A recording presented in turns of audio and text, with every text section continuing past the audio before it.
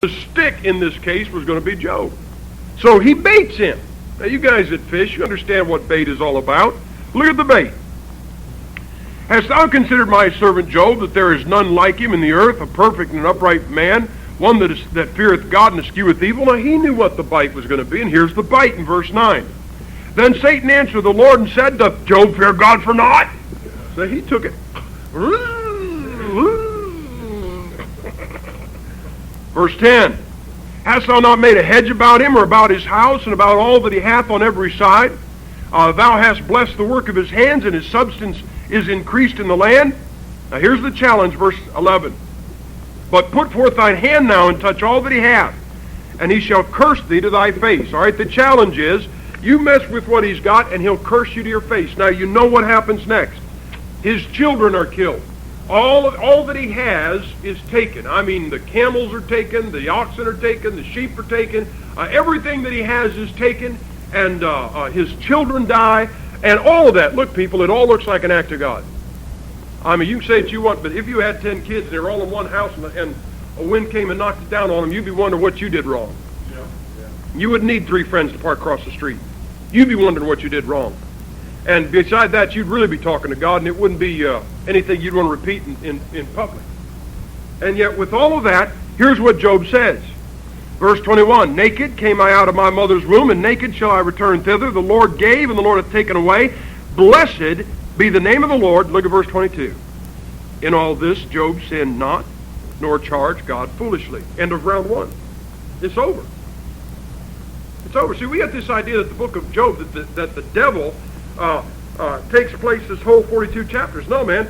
The first challenge is in chapter 1, and the first challenge is over in chapter 1. It is over, and the devil is sitting there with a stick in his eye. Wasn't the challenge, mess with what he's got, he'll curse you to your face? He messed with what he had, and what happened? He never charged God foolishly. Yeah. And the devil's got this black eye.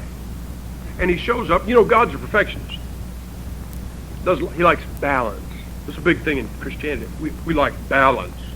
So he's got balance. And when you got only one black eye, you're unbalanced. Kind of heavy to one side. And so it says this in verse 1. Again, there was a day when the sons of God came to present themselves before the Lord, and Satan came also among them, and presented himself before the Lord. And the Lord said unto Satan, where'd you get the eye? But no. He said, from whence comest thou? And Satan answered the Lord and said, from going to and fro in the earth, and from walking up and down in it. And the Lord said unto Satan, now, if you were a fish, and you had been caught once, I'll bet you'd remember, hey, you'll get a speeding ticket. I'll bet you drove slow past the same spot the next time. In fact, if your preacher drove slow past all the spots he had speeding tickets, he'd drive slow. He'd probably walk. Anyway, I was free. Anyway, but really, I mean, if you got a speeding ticket, the next time past that spot, wouldn't you? I mean, if you don't ever drive the speed limit, you would pass that spot for a couple of times. Man, look at this. He bit on the bait, and the next time out, he bit on the very same line. Look. Hast thou considered my servant Job, that there is none like him in the earth, a perfect and upright man, one that feareth God and escheweth evil? That is the exact same thing. You think the devil would say, that sounds familiar. You know? But he adds to it, and he says this, and still he holdeth fast his integrity, although thou movest me against him to destroy him without cause. And Satan answered and said, I think I'll leave. Nope. He took the bait. He answers kind of like a 5-year-old. Skin for skin, your old man Hadley give for his life. So do. That's what he says. Look what he says on. But put forth thine hand now and touch his bone and his flesh, and he will. What's the challenge again? Curse thee to thy face. So what does Job get? He gets boils from the top of his head to the bottom of his feet. If you've never had a boil, you've missed a Bible lesson. You haven't missed a blessing, but you've missed a Bible lesson. I had one boil. If I had 2 boils, I'd hate God. If I had 2 at the same time, I would probably hate God. This guy had it from the top of his head to the bottom of his feet.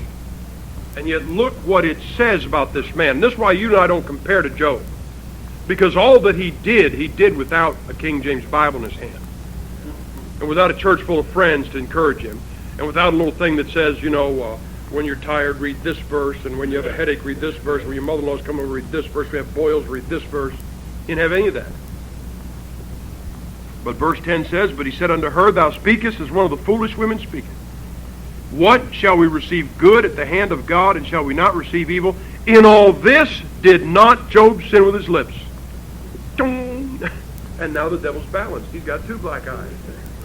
And people, basically, the book of Job is over. The challenge is over. I mean, the fight is over. The devil said, do this, he'll curse you. He did it, he didn't curse him. He said, do this, he'll curse you. He did it, he didn't curse him. It's over. In fact, if his three Baptist friends hadn't shown up, the book of Job would have 2 chapters in it. Okay? Now, there's a couple things you need to understand. Number one, you say, well, didn't Job say some things later that he shouldn't have? Wait a minute. If the heavyweight and the champ and the challenger get in the ring, and they literally beat each other to a bloody pulp, but the champion wins, I don't care if he dies of a heart attack on his way back to the shower, he dies what? The champ. It doesn't matter if this guy lives and the champ dies. When they step out of the ring, when that guy says 10, it's over. I don't care if this guy falls, getting out of the ring and breaks his neck and dies. It's over, all right? And the fight is over. It doesn't matter what Job says from here out. Whatever the devil did, the devil is gone, man. He's putting a couple pork chops or steaks, whatever they put on him. And now his 3 Baptist friends show up. Now let me say this. The devil did not send his friends. No place in this book does it say the devil sent his friends. And let me also, to punctuate that, let me say this. Let your house burn. And if your house burns down, you won't need the devil to send somebody by. There'll probably be somebody in the church here to come by and get you right. Oh, what'd you do, Mike? Preacher, why God let your house burn? Was there something wrong? I'll tell you what, we're rotten. You know that? We are some of the most godless people. How could you park across the street from a friend that's just been devastated like Job and sit there for 7 days and watch him? Watch him go through 10 funeral services. Bury his children. Know what's happened to every single one, every bit of his cattle. Have his wife raving at him, and I don't judge her for that, buddy. I don't judge her for that. But have her raving at him to curse God and die, and him sitting on a pile of ashes with boils from the top of his head to the bottom of his feet. I don't believe there's one of us, including the guy behind the pulpit today, that wouldn't think it was God that did it to him. And so I'll tell you, you ever let that kind of thing happen to you, you will have no lack of people who will park across the street. And you see them in the car.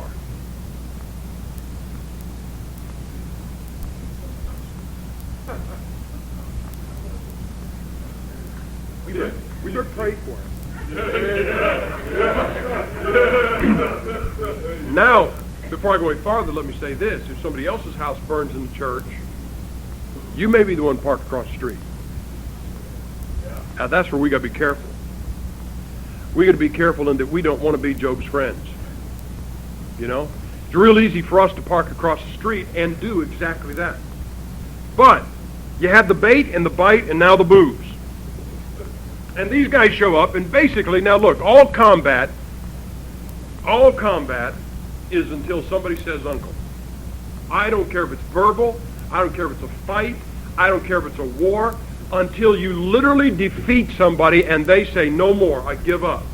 You have not won, there will be no peace. Listen, we never whipped communism in Korea. And that's why there's no peace there. Hey, there's peace in Japan, there's peace in Germany right now. You know why? We whipped them. We did not beat the Korean communists, and there's no peace there. We did not beat the Vietnamese communists, and there's no peace there. There's no peace in the Middle East because in 1956 the Jews about had Egypt whipped, and the United States stepped in and stopped them. And in 1966 the Jews had them whipped, and the United States stepped in and stopped them. In 1973 the Jews had them whipped, and the United States stepped in and stopped them. And you know all of our guys that are hostages in Beirut? Listen, man, the Jews were on the outskirts of Beirut in 82 about to bring peace, and we stopped them. I'll tell you, you don't whip your guy, you don't whip your adversary until he is making supplication unto you, then you're not going to have peace.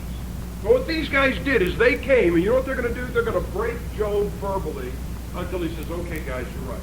That's all they want to hear. They'll hear one thing, say, okay, you're right. So they begin an onslaught. Now, the thing is this. Now, get this, man. If you ever fought, you know it's hard to fight more than one person. You fight 2 people one time, you got a job. This is a man who's fighting 3. This is a man who's fighting 3 who is affected with boils from the top of his head to the bottom of his feet. This is a man who's fighting 3 people. He's probably depressed, you think? Or you think he's a little down, you know? How are you, Joe? Oh, a little down today. And his wife is saying, curse God and die, and he's just buried all of his children. I would think you would be able to go into Job and say, I think you sinned. And if he knew you were 100% wrong, I think he'd say, yeah, okay, you're right, now just leave me alone. I mean, anything just to get your way. And these guys, they got a tag team. Yeah. And they step up, and Eliphaz in chapter 4, he starts off and goes through 4 and 5, and then Job answers him. And then he tags Bildad in chapters 8 and 9, and Bildad works on Job for a while, and Job answers him. And then Zophar gets in on it, you know, and then Eliphaz comes in he gets his wind again, and back in chapter 15, he starts on him. But look in chapters 12 and 13, I'll show you what Job is. Oh, Job understands completely what's going on. Look at chapter 12, verse 3, right in the middle of it. He says, I am not inferior to you. Chapter 13, verse 2, the end of it. I am not inferior unto you. He is literally fighting for his life.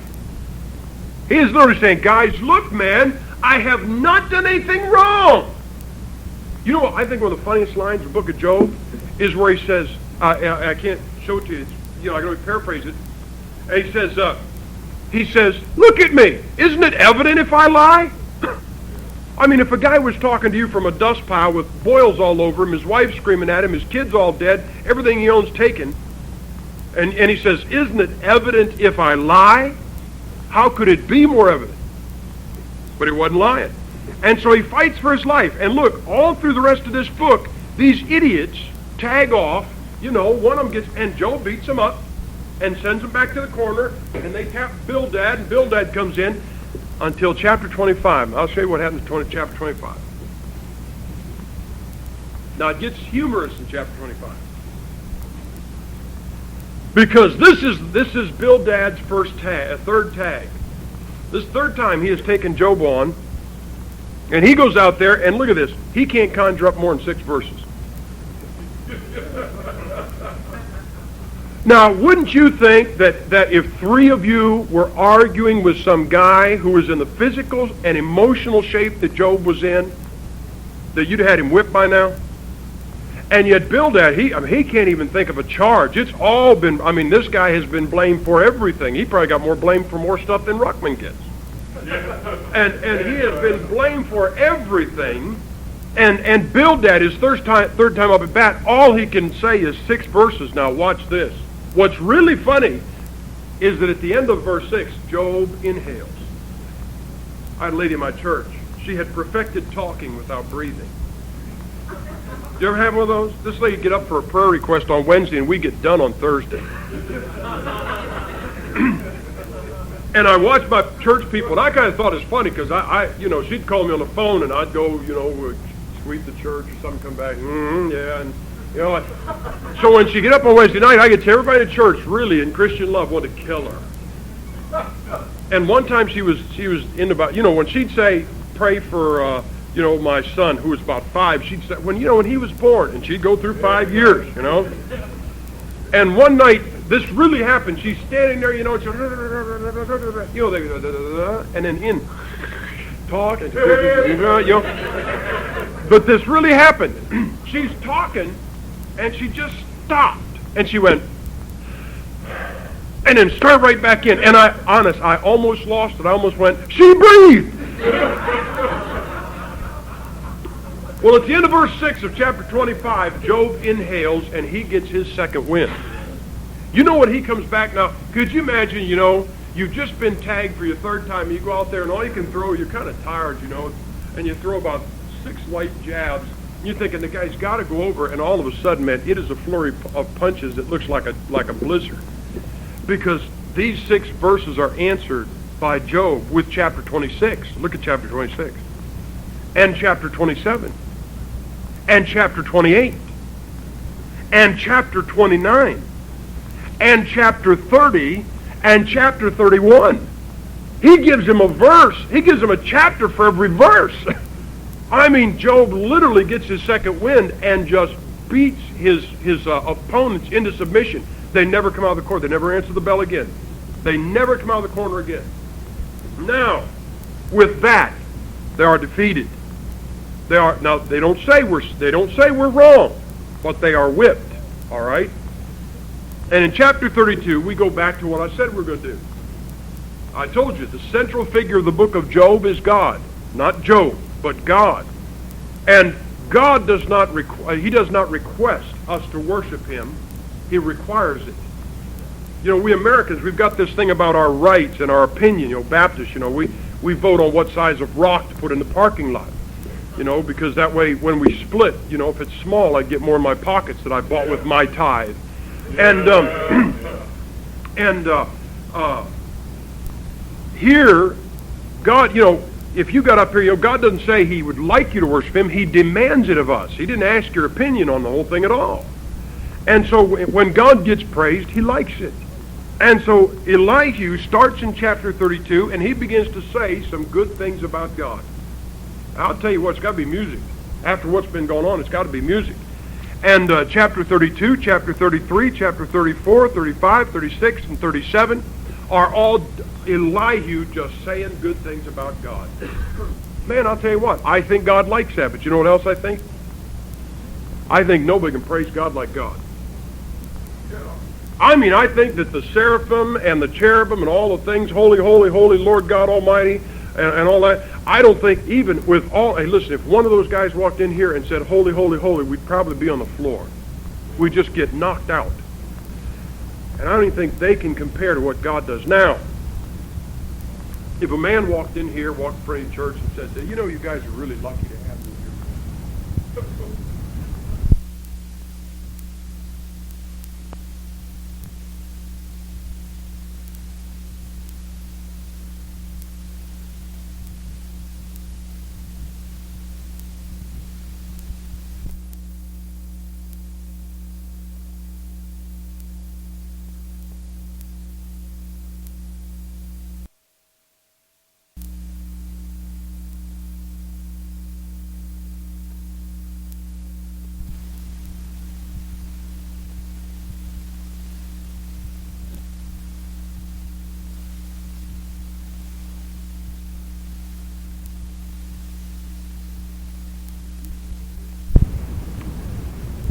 You heard about a thing called the patience of Job. Remember that?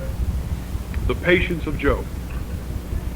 And frankly, I wonder where it showed up. He wasn't real patient with his friends. He ate them for lunch. I mean, didn't he? Yeah. And so I'm going to talk to you about the patience of Job. And he was patient in three areas. First one of chapter 42. The first one was, I believe that Job was patient with God. It says this. Then Job answered the Lord and said, I know that thou canst do everything. Well, that's a good thing to know. And that no thought can be withholden from thee. Who is he that hideth counsel without knowledge? Therefore have I uttered that I understood not. You know what he just said? I didn't know what I was talking about. He said, I shot my mouth off before I pulled the trigger before the gun was loaded. He said things too wonderful for me which I knew not.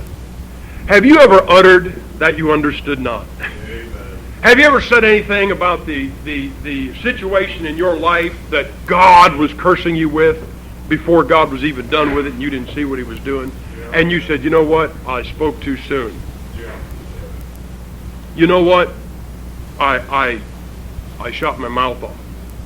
I mean, it'd be kind of like this, you know. What the preacher was talking about is we got back last night and there's a note on our trailer said no air conditioner is allowed to be running this. I think the guy is a former Nazi and he likes the idea of people in boxes sweating. So at 8:30 this morning, man, you know, so we turn the air off, we got the fan on. 8:30. My wife answers the door. Thank God she answered the door. Because at 8:30 in the morning I just cracked him open and I'd want to kill him. I just would not be nice. And he said, apparently you didn't get my note. He said, wait a minute, he says, you got your air conditioner running. She said, that's our fan. Well, there's no air conditioners running. She said, you want to check it? It's the fan. Now, could you imagine if I go back and he knocks the door and I come out there and say, "You got a problem, bud? Shoot your mouth off to my wife." Just rip him for about half an hour. No, I just somebody tell you it's okay to use your hair. Oh. Haven't you ever done it? That's what Job said. He said, "I shot my mouth off." But look what he says. "Hear, I beseech thee, and I will speak. I will demand of thee. Declare thou unto me. I have heard of thee by the hearing of the ear, but now my eyes behold, mine eye seeth thee. Wherefore I abhor myself and repent in dust and ashes." And what I'm simply saying is this: Job was patient with God. You know, people, the reason a lot of folks are not serving God today, they would blame it on a preacher. "Well, he shot his mouth off at the amplifier, and it made me mad, and I left the church." Oh, good reason, good reason. "Well, you know, so-and-so got elected to be a deacon, and I think I should have been." "Well, you know, they told my kid to shut up." "Well, you know, they did this and did that." You know what the real problem is? The real problem is somebody's mad at God and they won't admit it. Amen.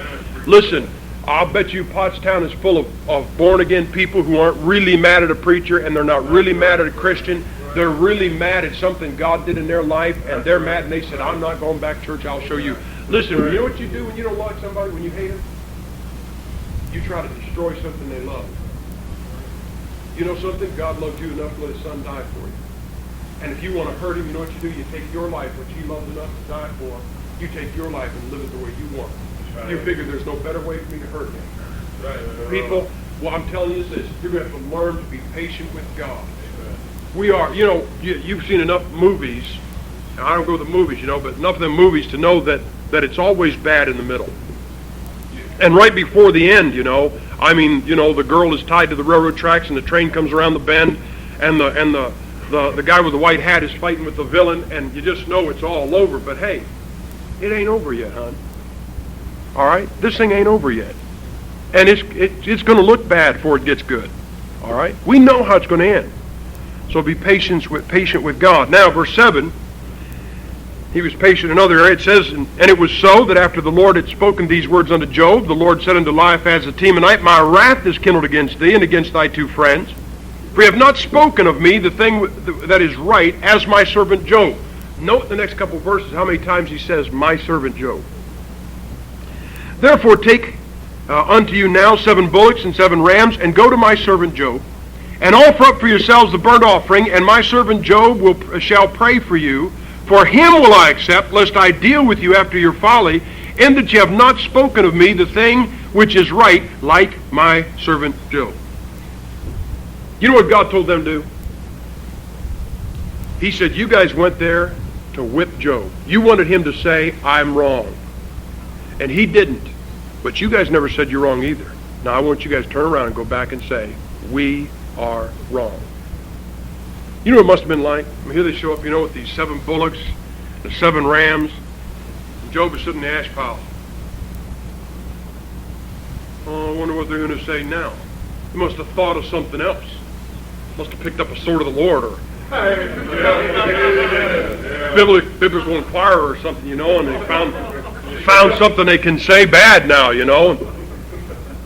And so they show up and they said, "Job, you know when we were over here, we were talking to you a little while ago, and you know, I mean, I want you to think that we were like trying to say you did wrong." You ever get one of those? Yeah. You know, you ever go with these guys, man? They call you everything but white, and they say, "Oh no, I didn't want you to think I was mad." "Oh no, I don't think you were mad. I think you were insane." And so while they're, well, you know, we kind of, and God just said, "Tell him you're wrong." Job, we were wrong, and we're sorry, and we brought these and asked you to offer them to God for us, because God won't take them from us. He said he'd only take them from you. Now stop and think about it. Wouldn't it be nice to be Job about that time? You know, everybody says, "I'd hate to be Job in the book of Job." Oh, you'd like to be him there. Don't you know how good it would feel to have these 3 guys right where you want them? I mean, God won't accept that offering from them, only from you. And they have just come groveling like they were trying to get you. Don't you think you would at least give them a little 3-pointer and a poem before you made the offering? And you know what Job did? He just said, okay. Brother, that's patience. That is a man of God, brother. Listen, any man that probably his jaws were tight and his hands were trembling, and I'll tell you what, I don't even think the apology did it. I mean, I think the apology, you know what you said? Oh, now you apologize. You know what I'm saying? You wouldn't have said it till God intercepted you. That's what we, you know what he said? He said, okay, guys. Well, that's a man. That's some tough dude. And he had patience with his friends. And then he had patience with one more area. Verse 11. Then came there unto him all his brethren and all his sisters, and all they that had been in his acquaintance before, and did eat bread with him in his house, and they bemoaned him and comforted him over all the evil that the Lord had brought upon him. Every man also gave him a piece of money, and every one an earring of gold. So the Lord blessed the latter end of Job more than his beginning, for he had 14,000 sheep, and 6,000 camels, and 1,000 yoke of oxen, and 1,000 she-asses, and he had also 7 sons and 3 daughters. You know, the time element of the book of Job has always been a question. I've heard people say, oh, it took a year, 2 years, 3 years. I'll tell you what I think. I'd be surprised if it took more than a month. I'll say it for this reason. We know it took at least 7 days because they sat across the street and watched it for 7 days, right? But if you look, from there on, it's only dialogue. Yeah. And if you were talking, the dialogue that goes on in the book of Job, I mean, I don't think that it was like a debate. They said something to Job, and he said, well, come back in 3 weeks and I'll answer you. And then they come back in 2 weeks with their answer. I mean, it was like an argument. Boom, boom, boom, boom. The dialogue of the book of Job can be spoken in a matter of maybe 3 or 4 hours. It could all take place in one day. So even though it's the longest portion of the book, it may be one of the shortest portions as far as time. I believe it took probably about 30 days because of this 3 reasons. One, I know that it took at least 7. Number 2, the longest any prayer was held up in Scripture was 3 weeks. In Daniel, that prayer was held up for 21 days. That's the longest any prayer was held up. All right? Also, if you've got a brother or sister, and you go home today and it says, and your brother calls and says, man, my husband died, or brother calls and says husband died, you got a problem. But if your brother calls and says my wife died, will you come? You know what you're going to do? You're going to run over probably the Philly airport, maybe this one by Mike's house. You're going to get an airplane. You're going to fly there. You may say I'll be there in a couple hours. But what if there were no planes? What if there are no phones? What if there are no cars? And what if it took 2 weeks to get to you, and took or a week and a half to get to you, and it took you a week to get back? You see what I'm saying? His brethren and his sisters came as soon as they heard what happened, but it might have taken a week to get news to them, and another week for them all to show up, or 2 weeks. You see what I'm saying? So the time element is probably only about 30 days. But the funny thing is this. Look what God did. Gave him all that back, and it says this in verse 16. After this lived Job 140 years, and saw his sons and his sons' sons, even 4 generations. And Job died, being old and full of days. Job was patient with time. You know, that's what you have to do. You know, sometimes you're waiting for God to move, and we always think God ought to move in 5 seconds or less. You know, I know somebody says, I'll answer this question in 5 seconds or less. Well, he might, but God won't. God won't answer your question. God sometimes won't answer your question in 5 years. Yeah. And sometimes you got to just sit tight. And I've often pictured Job, you know. It said after this he lived 140 years. It didn't say he died at 140. We don't know how old he was when this all happened, but he lived 140 years after all this took place. And I've often pictured Job, maybe say, 120 years later, with one of his great-great-great-grandchildren on his knee, you know, rocking on the porch, and the kid asking him about this and asking him about that, and, you know, were the Model Ts really all black, and all this stuff, you know, and I think the kid probably looked up and said, Grandpa, didn't a long time ago all your children die, and you were real sick, and Grandma was mad at you, and your friends hated you, and you lost everything you had? Didn't you have something like that? I think Job probably went,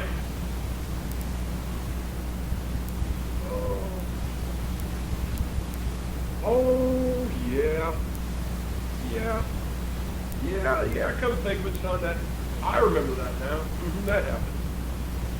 Well, gee, wasn't that the worst thing? Now, the worst thing ever happened in your life? Well, to be honest with you, son, right now the worst thing I've got is this arthritis in my knee, man. It's really killing me. You know what I'm saying to you? I'm saying, look, 16 years ago I broke my neck. That is a life-changing happening. And when that happens, and a guy comes in and tells you that you're supposed to be dead or at least paralyzed, and you may be that way after surgery, that gets your attention. But you know something? Right now, this left knee is falling me. Something off. You know what's wrong with many of us? We get a bruise, and it starts to heal. Look, they start to heal immediately. You know what Luke does? He thinks that they go away if you pick them off. This kid picks up. He walked over. He got a bunch of little holes in it. So what? He's picking off a mosquito bite. I picked it off. And so you get the elbow, you know. Right now, Nathan looks like a walking gauze bandage. He's got one in his knee, one in his arm, and who knows where else, you know. And you get that thing, and it starts to heal. So you pick it off, and you pick it off, and you pick it off, and you know it would have been gone in a month. But now 6 months later, it's still open and it's infected, and when it does heal over, it's a scar. You know what we do? Now I'm going to tell you something. Look, I understand life's hard. I understand you've all been down. I understand you've all cried, even the men. But you know what we do? When it starts not to hurt, we pick it off until we're scarred for life. Amen. We will not allow time to pass. We'll go back to an argument 15 years. I heard this really happened. This really happened. An evangelist was in a meeting, and I'm done. Came to the church, and the pastor said, we're going to go see one of our men. He's 81 years old. Has not been in church in 15 years. Well, now, you're expecting, you know, what happened? Somebody go out with his wife or kill his kid or, you know, what?